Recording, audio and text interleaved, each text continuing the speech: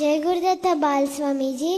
బాలస్వామీజీ, మీరు చెప్పినట్టు గోవులకి సేవ చేస్తే గోవులు మనకి రక్ష చేస్తారు. ఆ రక్ష ఎలా చేస్తారు గోవులు మనకి? ఇంటికి వస్తారు, ఇంటికి వచ్చి నీ పిజ్జా అంతా తినేస్తారు.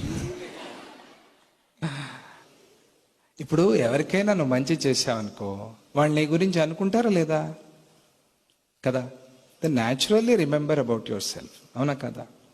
అప్పుడు నువ్వు గోవులకి పూజ చేసినప్పుడు, గోవులకి ఫీడ్ చేసినప్పుడు, గోవులకి సేవ చేసినప్పుడు దే రిమెంబర్ యూ.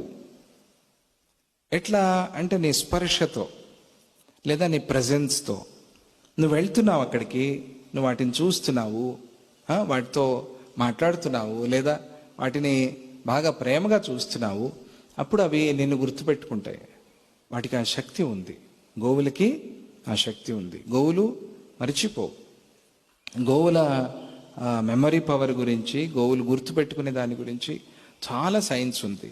అందుకనే గోవులకి నువ్వు అట్లా చేసినప్పుడు, గోవనే కాదు, ఎనీ యానిమల్, ఎవరికైనా నువ్వు మంచి చేయి. కష్టంలో ఉండేవాళ్ళు, ఎవరో పూర్, ఎవరికో ఆరోగ్యం బాగలేదు, హెల్ప్ చేయి. ఎవరికో అన్నం లేదు, అన్నం పెట్టు.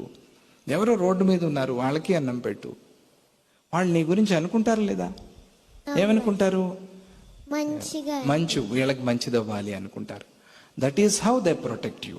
అర్థమైందా? జై గురుదత్త. అంతే కావాల్సి. Thank you. జై గురుదత్త.